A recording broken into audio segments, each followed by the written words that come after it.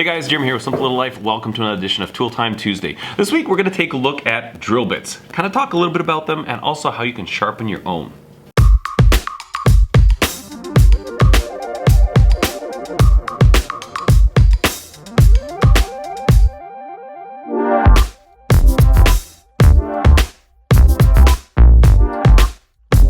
But first, viewer knives. First knife we're going to take a look at this week is from Sean, and Sean is from Branson, Michigan. Now, Sean made this hidden Tang knife, really fantastic blade. Looks like a really nice skinner, nice belly on there. He used 01 tool steel for the blade material, and the handle is an antler of a deer that was locally shot. So really cool looking knife there. Fantastic work. Nice photography on that one too. Thanks for sending this picture in, Sean. Looks great. The next knife we're going to take a look at is sent to us from Jeff, and Jeff is from Colorado. Now, Jeff described this knife as his fancy letter opener, and I think that's really cool. Part of the reason for that is that the steel that he used is actually just mild steel. He didn't have access to tool steel or some, decent high carbon steel that would be suitable for a really good blade. So he just went ahead and made one out of mild steel, and I think that is a very, very important thing to think about. So many people, when they get into knife making, they're kind of like, oh, I don't have steel, I can't start, I don't have this, I don't have that. But honestly, if you just want to see if this whole hobby, the thing of knife making is for you, why not just start with mild steel? See if you can pull out a knife shape and put some type of a bevel on it. You may find that it's just way too much work and you don't enjoy it, or you may find that, oh man, this is a lot of fun. And at that point, sure, now try and source some steel. And that can be one of the hardest parts about knife making, is finding the supplies. So really, I think that's a fantastic way. If you just want to see if it's for you or if you might like doing it, just use mild steel. Also, for his handle material, he said all he did was grab some oak from Home Depot. Another great point. You know what? Just use what you have.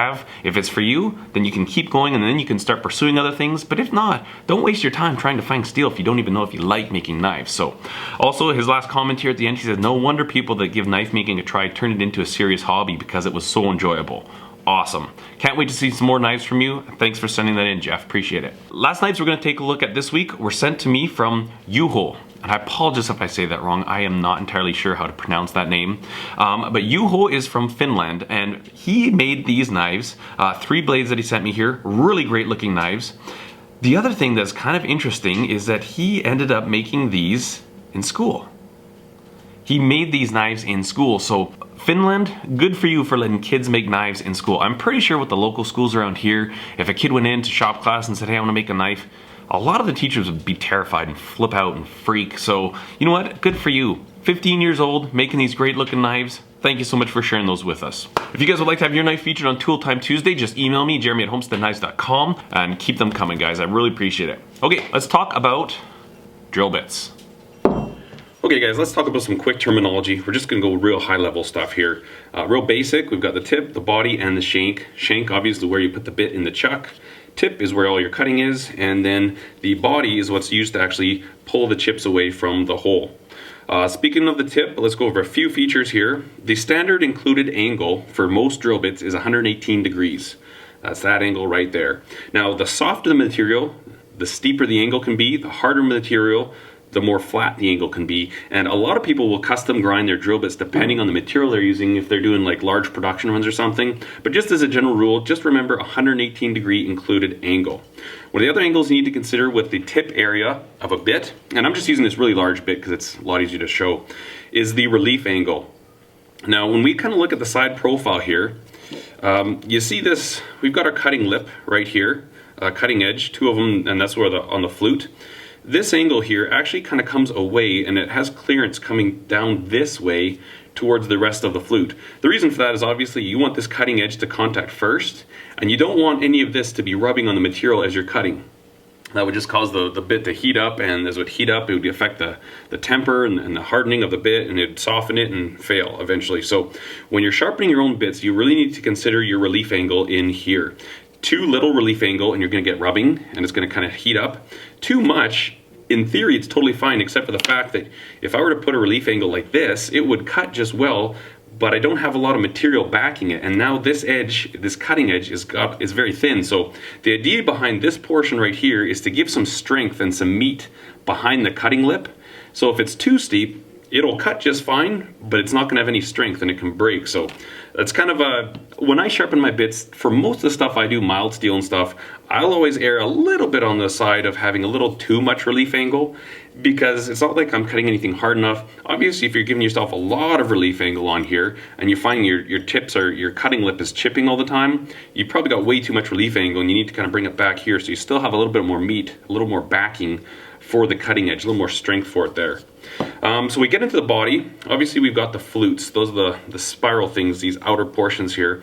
Most twist drills, and technically that is the term for a drill bit, is a twist drill, are 2 flute. So obviously got 1 and 2. And the portion in between them that connects the 2 flutes is called the web, or some people refer to it as the land. Now, one thing to note about the web of a twist drill is that it starts out fairly thin and it actually gets bigger as it goes towards the shank. Real quickly looking up here, if I get this camera to focus, this portion right here, again, that's the web. This is the ideal hole size for a pilot drill. That way when you're cutting, the cut will start, come on camera, the cut will start right into these cutting lips here. But this part here doesn't cut so well. So when you're drilling pilot holes, a real quick way to size them for the appropriate size is you take this distance here, and that would be the diameter of the smallest drill bit you'd want to use for a pilot hole. Okay, so back towards the web here, thickening as it gets towards the shank. One reason you want to consider that and keep that in your mind is when you're drilling larger holes. Obviously something like this, there's still a lot of clearance and a lot of room for material to exit the hole. But when you're getting into longer holes and with smaller bits like this, say if I'm drilling a hole that's this deep, as the material is being pulled from the hole here, this little gap that is traveling is actually getting smaller. So once we're captive in a hole, it's going to start binding the material right in there, and eventually if you're not pulling it out and cleaning those out regularly, you'll start drilling in there and it'll bind up so much that it'll kind of stop progress, and you'll end up just rubbing your tip here, heating it up and ruining the bit. So one thing that's important, a lot of people don't think about that, but the distance between the flutes, the web, it actually tapers as it gets towards the shank. Only really important when you're drilling big holes where the chips are exiting between the flutes there. Just something to keep in mind. And then on the flute, we've got this portion right here, and this is like the cutting edge. And if you notice, I'm not sure if it shows up very well, but you can see it there. You see how this portion is raised? Again, the rest of the flute right in here, that's relief. So ultimately, this is the only edge that should be touching the sides of the hole, and this here is just relief so that you're not going to end up jamming. You know, if you didn't have this relief here, and we're spinning at high speeds, we had a lot of heat, it could heat up enough. I've actually seen rotating parts spinning in material, they get too hot, and they'll actually weld themselves. And it's pretty crazy when it happens. I've seen it once. So that's why, just something to note that on most drill bits, especially when you get the bigger ones, they're a lot more prevalent, a lot more noticeable, but you've got this lip here, this cutting lip here, and just something to note that there's always clearance in here. This diameter is slightly smaller than the diameter of the actual cutting lip right there. Other than that, that's a very basic anatomy of a drill bit. And we're going to head over and I'll show you how to grind. But one thing I'll talk about real quick, when you're getting into sharpening your own drill bits, a very valuable tool to have is a drill point gauge. So what this is, it's a rule on the one side, and it's got this sliding stop here. And this little thing has increments in 30 of an inch. And this is exactly 59 degrees. So this is for sharpening 118 degree included angle. Bring it up to here. You see this angle is actually out a little bit. This is a factory drill bit that's never been sharpened. But you kind of see how this would be useful. So when using this, you see now that I bring it up to my cutting lip there, I can actually check first of all my angle, which is probably one of the more important parts, but also equally important is that I get both of the cutting lips, this one as well as this one, the exact same length. Reason for that is if I don't, one's longer, it can actually pull harder and actually drill a larger hole than the drill bit is, because you know, it's like anything. You got drag when you're drilling a bit. So if you have one of these cutting lips significantly longer than the other, there's going to be more drag, and it's actually going to kind of want to pull it towards that lip. And so what it does, it ends up actually drilling a larger hole than the drill bit itself. So keeping these cutting lips, this one and this one, the exact same length, really help keep your hole diameter very consistent, and it puts equal amount of pressure on both cutting lips, and it keeps the hole concentric. And talking about drill bits, obviously quality is a consideration. It's like most anything, if you buy really cheap stuff, it's going to be poor quality. If you pay more for it, generally you'll get better quality. I get asked a lot about what drill bits I'm using. And for most of the hole size that I use for my pin materials, what I will do is I'll go out and I'll buy a really high-end bit of just that size. So 1/4 inch and the letter O are two sizes that I use all the time when I'm making knives. And I'll go out and buy either a Dormer, an SKF, Walter, Worth makes really good brand drill bits. Something like this here is a Worth. You'll pay about probably 4 to 5 times more for one of these drill bits than you will for something from Canadian Tire or Home Depot, but they will last at least 10 times longer. So in the long run, this is a much more efficient way to go, especially if you only have to buy like 1 or 2 really common sizes that you use when you're making knives. So that's one thing to consider. You know, most drill bits, I don't know a lot of metallurgy behind them. I know they put all kinds of different coatings on them. I know a lot of it is just to sell stuff. Like this here's titanium coated drill bit set. What would I rather have? The 1/4 inch bit out of this set, or a good quality 1/4 inch that was made by Dormer or SKF that was just HSS high speed steel? I'll take the high speed steel bit any day. Even this one from Worth, it's just labeled an HSS made in the USA, but this is a really high end bit, and this thing is going to last me 10 times longer than one of these will. And again, for sizing, you've got your standard fractional index. This is just a small one, but the other sizes other than that, you've got letter index, metric, numbers. Now, we're not going to get into all the details. Essentially, it just gives you a lot more options. Some of these ones, say if I were to go in between a 9/64 and a 5/32, with the other indexes I have, I can probably find 2 or 3 drill bits that are between those sizes. So that's kind of nice when you're doing a lot of really precise work. Say if you've got some really weird pin material that's not exactly the right dimension to fit one of these. Having those other sets, it really opens a lot of options, and you can actually adjust your hole sizes. You know, if you've got 1/4 inch pins, sometimes you drill a 1/4 inch hole and there's slop in there. And sometimes I want to just drill a hole that's just slightly less than a 1/4 inch. I can go back into the letters or the number set and find one that's right in between. Even the metric, sometimes that hole will be just what I need it to be. So that's one thing to keep in mind too. The more different indexes you have and the different sizes, obviously, the more options you have for drill bits. Okay, these aren't drill bits, but I figured maybe just throw them in the video anyway. So these here are called step bits, and are unibit, they're referred to sometimes.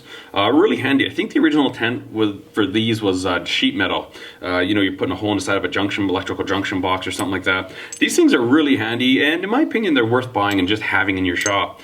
These are from Canadian Tire, so they're very inexpensive. I know Greenlee makes really high quality ones. I've got a set of those, but I've used these ones and they really do work quite well. Again, you can see one like this, typically designed for thinner gauge material, because really you only have the thickness that's there. So I don't know, maybe 1/8 of an inch thick of material, but sometimes you gotta pop a big hole in something. It's a really nice, quick way to do it. Run these nice and slow, keep them well cooled with cutting oil, and they will last a long time. And then also on the same, somewhat related topic to drill bits are reamers. Now, these are quite expensive, but again, they're kind of like a really high-end bit. If you've got a certain hole that you're always doing, it might be worth looking into these. This is a 5-flute reamer. This one here is 3/4 inch hole, so probably goes from 7/16, half inch or something, and then tapers up. So what you'll do is you drill your main hole, so you could drill a 5/8 hole, and if you want to end up with a really nice 3/4 inch hole, like very concentric, really nice surface finish, then you'll run this thing through. You'll need to run it up all the way through until it passes through to make sure you get the entire thing cut to that size. But because of the fact that there's 5 points of contact on the hole as it's drilling, it'll keep it more concentric, and it gives it a much nicer surface finish. And again, I use these in my cordless drills all the time. Run them nice and slow, keep them cooled, and they will last a good long while. I've got a 3/4, half inch, and an 11/16. Not a tool I use all the time, but when I do use them, man, they are so nice. I can actually drill a 3/4 inch hole here through a steel plate and take a piece of 3/4 inch shafting that's like precision ground, and it's just a beautiful, beautiful snug fit in there. So definitely a really great option for very, very precise holes. Okay, now we've taken a quick look at some of the basic parts of a drill, twist drill, and a little bit of the theory behind it. I'll show you how I sharpen my drill bits. Now, I've never ever tried the Drill Doctor. Apparently those things are fantastic. Some of the guys that I've worked with, and I value their professional opinion, they've told me they're wonderful, and I totally believe them. I've just never actually tried one. One thing though, most people when they sharpen their drill bits, and the way that I learned was on a bench grinder. Now, I don't have a bench grinder. I gave that up for my sharpening system, but I'm gonna use the 10-inch contact wheel on my belt grinder, and hopefully I'll find a ceramic belt that will run nice and smooth, not to give me troubles. Most people, when you're going to sharpen a drill bit on a bench grinder, you're going to want to dress the wheel. And I'm going to put a picture in the corner of the tool that you use to do that. And essentially it's kind of like a little handle with little wheels, and they got spikes on them. You kind of run them along the stone. Creates a lot of dust, but what that does is actually flatten out that stone and makes it nice and smooth again. Obviously, when you're using a bench grinder for different processes, you know, you put little deformities in the stone itself, so you want to get that nice and flat and true again before you start sharpening your bits. And a lot of people even take it a step further. They'll dress it with that hand dresser, and then you can get these little tools called diamond dressers, and it's actually a diamond cutter on there, and that will put a really nice smooth finish on your stone before you go to sharpen a drill bit. So that's important. Obviously, if your stone is all wavy on the face of it, you're not going to get a nice flat cut on your drill bit. And the last thing we want to talk about is that when you're sharpening your drill bits, you're going to want to keep a cup of water and always be dunking them in the water. Just like a knife, drill bits have very extensive heat treatment on them, and it's critical that you maintain that. If you're sharpening a drill bit and you end up turning it blue, you can pretty much just throw it in the trash. Once it heats up like that, it's pretty much useless. You've ruined the temper, you've ruined that heat treatment in that bit, and it's never going to hold an edge properly at all. So let's head over and see if I can find a drill bit that needs to be sharpened, and I'll try to show you how it's done. I'm hoping this is one of those things I think is a lot better taught in person, but I'm hoping you can kind of get a sense or at least an idea of what I'm doing here. Okay, I'm not sure how well this is going to work, but hopefully I can explain enough that I'll give you a little information to start experimenting with on your own. Mostly just the movement that you use when you're sharpening a drill bit. So first we're going to obviously approach the grinder, whether it's a bench grinder or belt grinder in my case.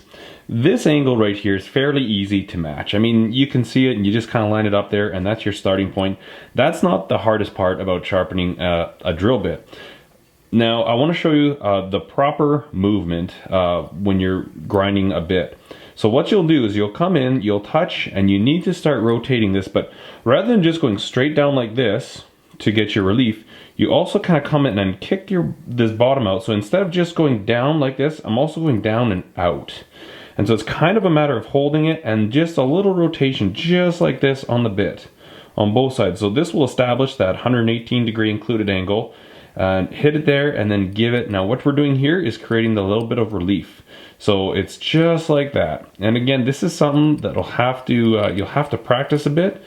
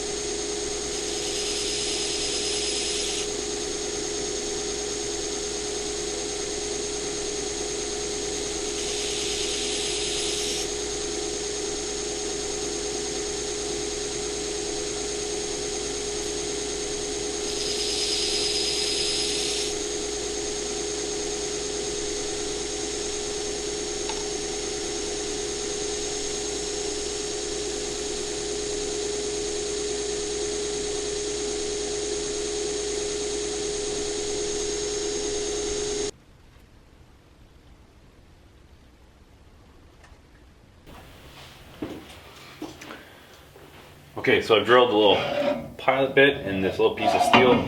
Let's see how well this cuts.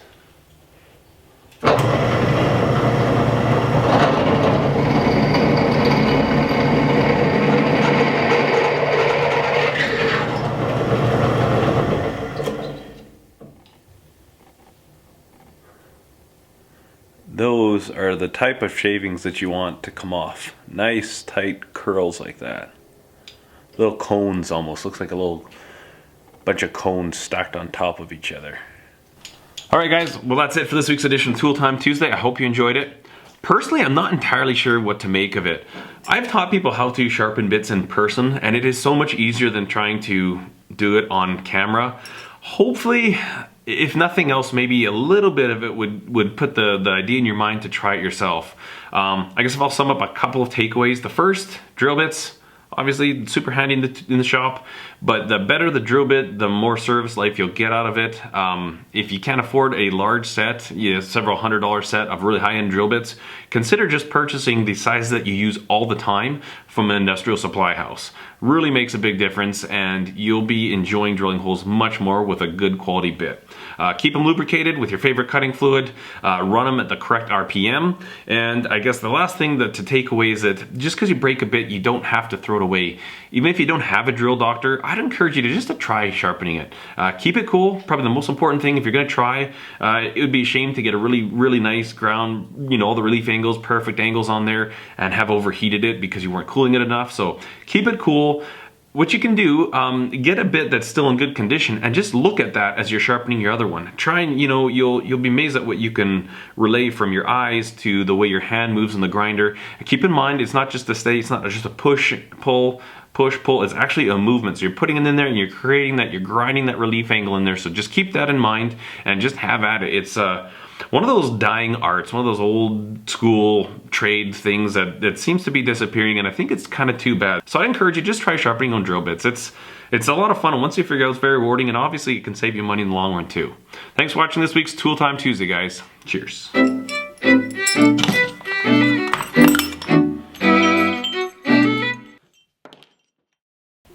Okay, one more thing before I go. Last week's Tool Time Tuesday and drill presses, I gave you some erroneous information and I apologize. And thank you to the viewer who corrected me. I'll show you the misunderstanding. So I was talking in reference to sizing of a drill press. Now this is a 10-inch drill press. It says it on the side there.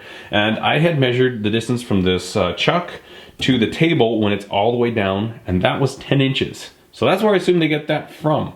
Now, a viewer very politely, properly corrected me and said that it actually means a 10-inch swing, or you could fit like 10-inch diameter stock in here. They size them kind of like they do a lathe. So I measured it, and indeed from this bit to the post here is 5 inches. So 10-inch swing, not 10-inch depth.